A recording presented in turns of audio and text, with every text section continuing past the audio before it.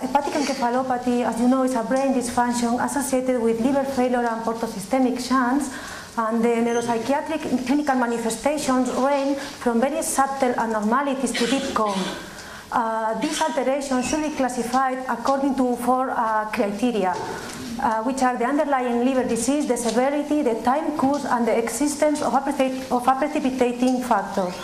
In this talk, I'm going to mainly discuss data coming from patients with overt hepatic encephalopathy, cirrhotic patients with overt hepatic encephalopathy. We also know that the pathophysiology of HE is not completely understood yet, and several mechanisms such as ammonia, inflammation, manganese, and hyponatremia may interact. Those factors are susceptible of being modulated, and they constitute the basis of the treatment of this syndrome.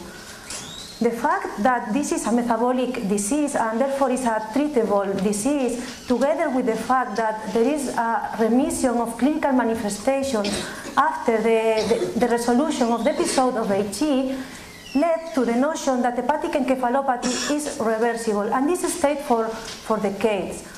However, the question is whether there is a full recovery of brain function after a bout of HE.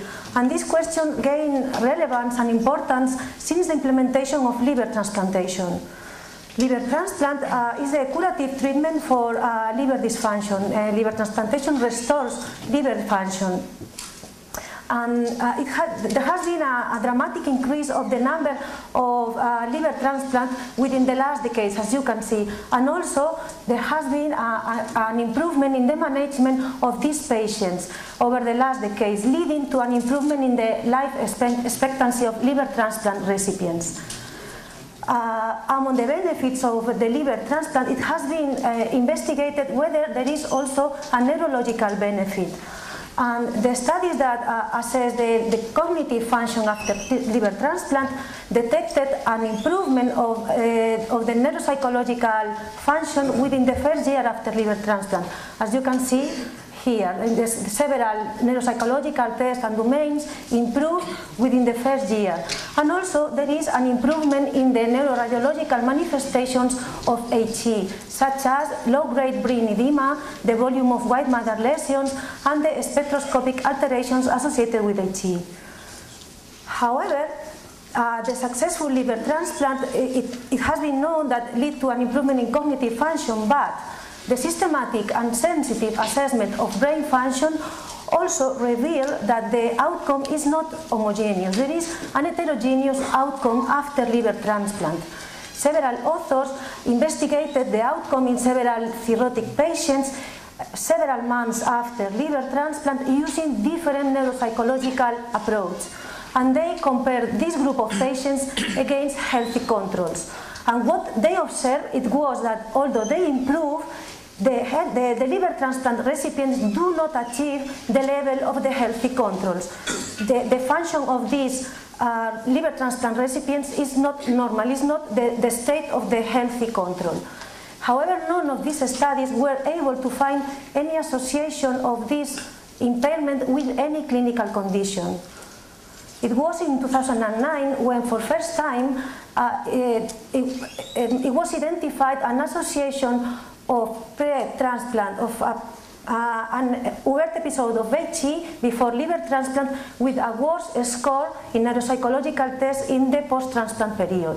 In this study, patients with prior HE before liver transplant had worse scores in different neuropsychological tests compared with cirrhotic patients without liver transplant, and also compared with healthy controls. Similar data was found in using a different population and a different neuropsychological approach. In this study, it was observed that patients with history of prior HE had a worse motor function after liver transplant.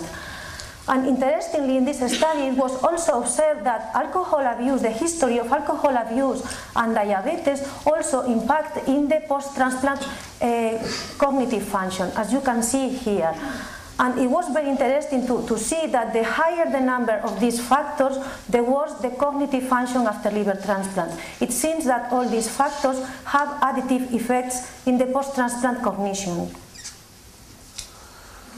more recently, studying a different population with a different neuropsychological approach, it was also observed that the group of patients with history of UVERT-H before liver transplant have a greater improvement following the transplant, but again, they do not seem to arrive to the level of a patient that do not have prior HE.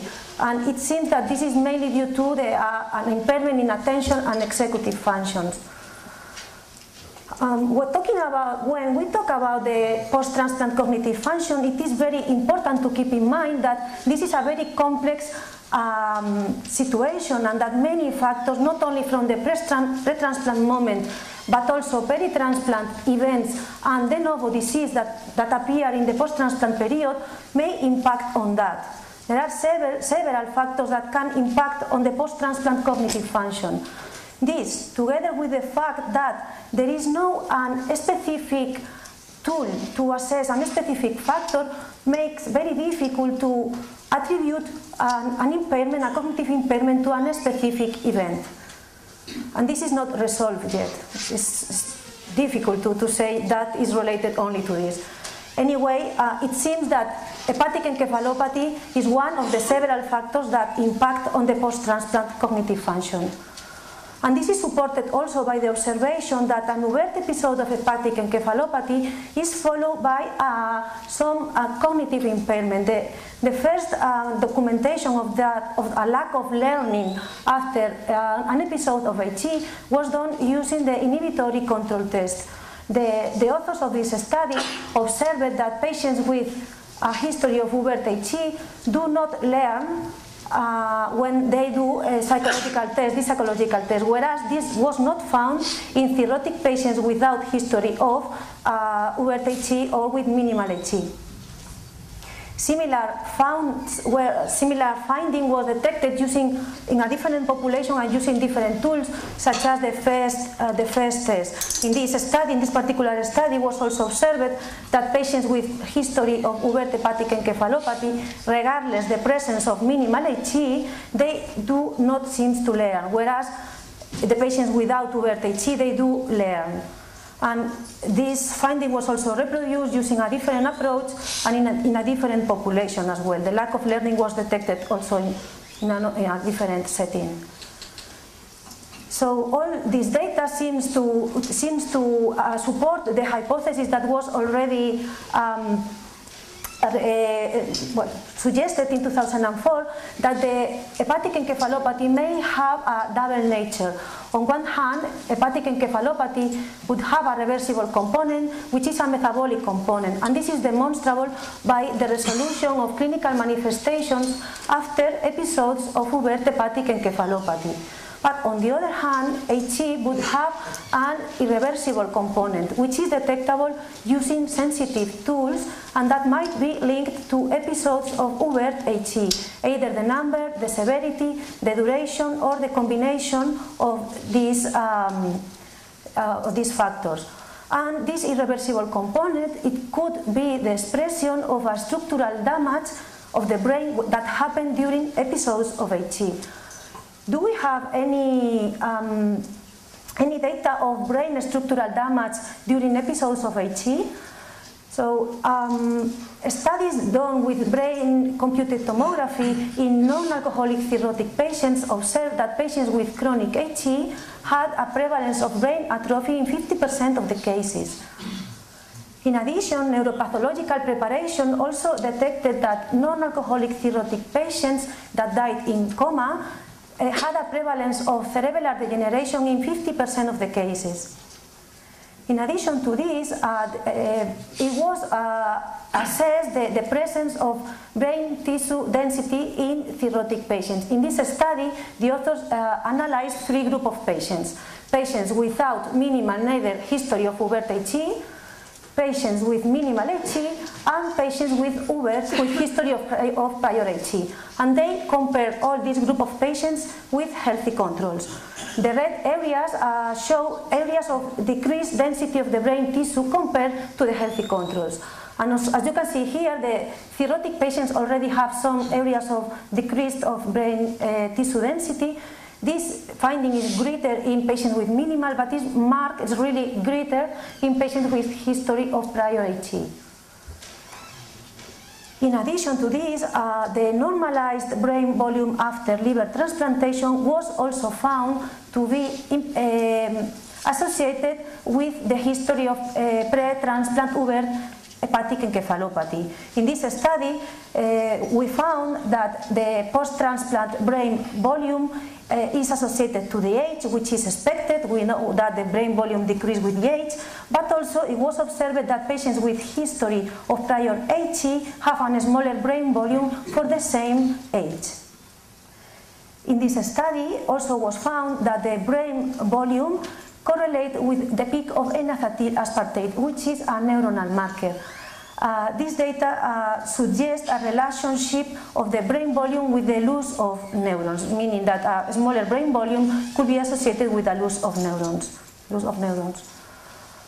And which is the clinical relevance of the persistent deficits after liver transplant? Well, the data that we have come from the studies done in liver transplant recipients, and the data shows that there is an improvement in the cognitive function. This is the norm. Patients improve after liver transplant.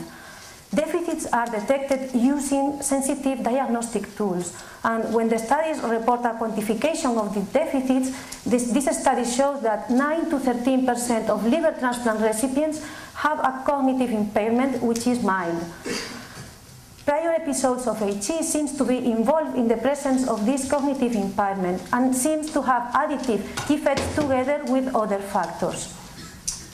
We have to keep in mind, interpreting this data, that these studies have limitations. This study excluded all the patients with neuropsychiatric disorders or dementia before liver transplant, and also they excluded all the patients without a successful outcome, and therefore maybe we are not sure if we have already the real picture of the degree of reversibility after liver transplant. Nevertheless, the persistent deficits, even if they are mild, they may contribute to a cognitive decline and to a worse quality of life. And for this reason, preventing and minimizing episodes of HE may improve cognitive function in liver transplant candidates and also in any patient, even if it's not a candidate for liver transplant. And it's possible that the greater benefit could be for those patients that are at higher risk of cognitive decline. I'm not going to go through the recommendations because they have been just released very recently and they are available, the recommendations for prevention and treatment, and also many colleagues already discussed some of that. So in summary, HE is a reversible disease to a large extent.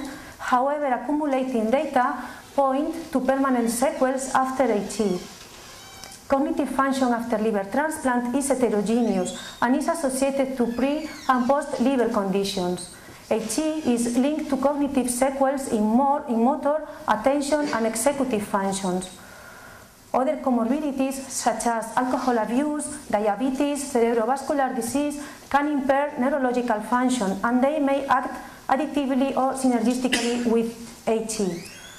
Brain structural damage, atrophy, and decrease of tissue density is associated with previous HE, suggesting that hepatic encephalopathy can lead to loss of brain tissue. Loss of brain tissue may be secondary to neuronal damage. This is supported by the association between the normalized brain volume and the peak of N-acetyl aspartate. Treatment and prevention of HE may abrogate the cognitive decline and improve quality of life in cirrhotic patients. And I want to finish by saying thank you to my mentor, Professor Juan Cordova, someone that I spent time learning. I learned a lot with him, but more of that, I found in him a very supportive and kind person, and I think he will be very inspirational person in both professional and personal ways for all the people that met him. Thank you.